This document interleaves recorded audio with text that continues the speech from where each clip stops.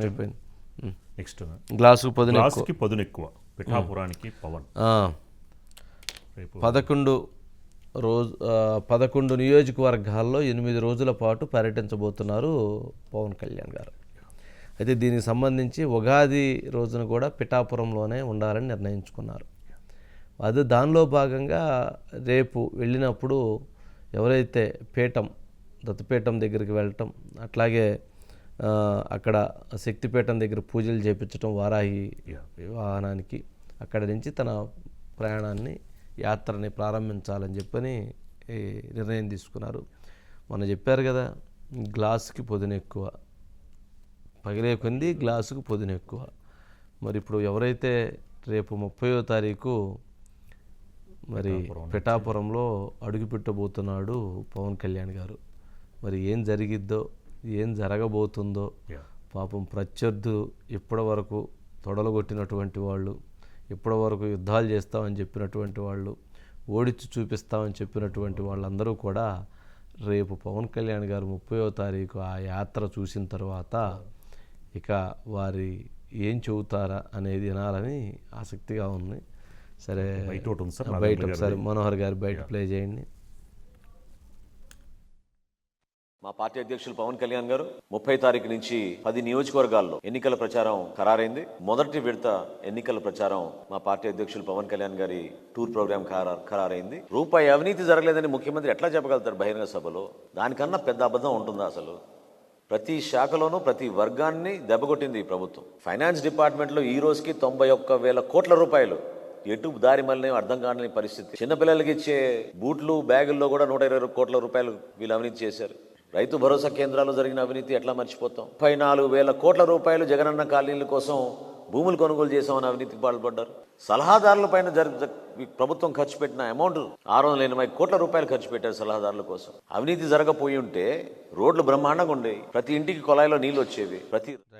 మురళి గారు ఉన్నారు sir. Murali sir, good evening sir.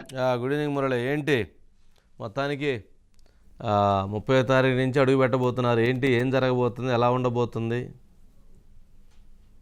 Sir, మొత్తం మీద రేపు మధ్యాహ్నం 12 గంటలన్నర కల్లా కూడా పవన్ కళ్యాణ్ పిఠాపురం ప్రత్యేక హెలికాప్టర్లో చేరుకుంటారు సార్. అక్కడికి చేరుకున్న తర్వాత పాదగాయలో ప్రత్యేక పూజా కార్యక్రమం చేసిన తర్వాత మసీదులో ప్రస్తుతం రంజాన్ మాసం కాబట్టి అక్కడ ఉన్నటువంటి మత గురువుల ఆశీర్వాదం తీసుకుంటారు. ఆ తర్వాత క్రిస్టియన్స్ సంబంధించినటువంటి చర్చిలో ఫాదర్స్ ఆశీర్వాదం తీసుకున్న తర్వాత ఆయన రేపు సాయంత్రం చెబ్రోలో ఉన్నటువంటి ఒక హై స్కూల్ పక్కన ఉన్నటువంటి గ్రౌండ్ లో భారీ బహిరంగ సభలో వారాహి యాత్రపై ఆయన ఎన్నికల తొలి ప్రసంగం చేయనున్నారు సార్. అందులోనూ ఆయన పోటీ చేస్తున్నటువంటి పిఠాపురం నియోజకవర్గం నుంచే సమర సంఘం పూరించనున్నారండి. అయితే రేపు ప్రసంగం పట్ల ఆసక్తిగా కనిపిస్తుంది. ఎందుకంటే తొలి ప్రసంగం ఎన్నికల మేనిఫెస్టోకి సంబంధించి కానీ ఎన్నికల్లో ఎలా ముందుకెళ్లబోతున్న అంశంతో పాటుగా ముఖ్యంగా కూడా పిఠాపురంపై ఏదైతే వైసీపీ పార్టీ పెట్టినటువంటి దృష్టిలో పెట్టుకుని ఆయన కొంత గట్టిగానే విమర్శించే అవకాశాలు ఉన్నాయి సార్. తర్వాత 2 రోజులు కూడా పిఠాపురంలో ఉంటారు. 2 రోజులు కూడా పూర్తిగా కూడా కార్యకర్తలు, స్థానిక నాయకులు, మండలాల వారికి ఉన్నటువంటి ముఖ్య నేతలతోటి 2 రోజులు కూడా అంతర్గత సమావేశాలు నిర్వహించి అక్కడ పార్టీకి సంబంధించినటువంటి ప్రచార వ్యూహం, రేపు రాబోయే ఎన్నికల్లో పిఠాపురంలో ఎలా ముందుకెళ్లాలని అంశాలపై అక్కడ ఉన్నటువంటి క్యాడర్ తో 2 రోజుల పాటు సుదీర్ఘంగా కూడా ఆయన అక్కడ పిఠాపురంలో ఉన్నారు, అందరితో కూడా చర్చించున్నారు.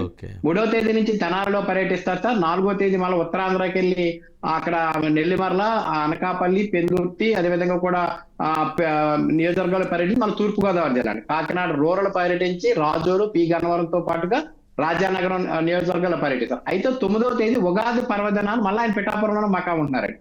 అక్కడ ఉన్నటువంటి పండుగ అక్కడ చేసుకోవడంతో పాటుగా అక్కడ ప్రజలకు అందుబాటులో ఉండే విధంగా ఆయన 9వ తారీఖు కూడా మళ్ళీ తిరిగి పిఠాపురం ఉండే విధంగా ప్లాన్ చేసుకున్నారని. మొత్తం మీద ఏప్రిల్ 12వ తేదీ వరకు కూడా ఆయన ఎన్నికల షెడ్యూల్ ఫుల్ గా కూడా పెట్టుకుని దాదాపుగా కూడా 11 నియోజకవర్గాలు ఆయన పర్యటించే విధంగా కూడా ప్లాన్ ఆఫ్ యాక్షన్ రెడీ చేసుకుంది సార్. మొత్తం మీద పవన్ కళ్యాణ్ రేపు తొలి ప్రసంగం పైన అందరూ కూడా ఆసక్తిగా పరిస్థితి కనిపిస్తుంది. Okay, right Murali. ఇప్పటికే దాదాపు 100 మంది వైసీపీ నేతలు ఇన్ఛార్జీల రూపంలో, లేకపోతే అక్కడ వ్యూహాల రూపంలో, స్ట్రాటజీల రూపంలో, సోషల్ మీడియా రూపంలో 100 మంది వైసీపీ క్యాడర్ ఇప్పటికే పిఠాపురంలో మోహరించి ఉన్నారు. 100 కోట్లు కూడా 100 మంది 100 కోట్లతో ఆడ ఇప్పటికే యుద్ధానికి దిగున్నారు పిఠాపురంలో వైసీపీ వారు. మరి పవన్ కళ్యాణ్ గారు వస్తున్నారు రేపు పిఠాపురం. మరి పవన్ కళ్యాణ్ గారి ప్రభంజనం చూసిన తర్వాత మరి ఆ 100 మంది ఆ 100 కోట్లు ఎందుకు దండగా అని చెప్పని వెనక్కి వెళ్ళిపోతారా, లేక లేదు పోగొట్టుకోవటానికి సిద్ధపడతారా అనేది రేపు చూడాలి అని జన సైనికులు ఆశతో ఉన్నారట. Right Murali, right, thank you. Next.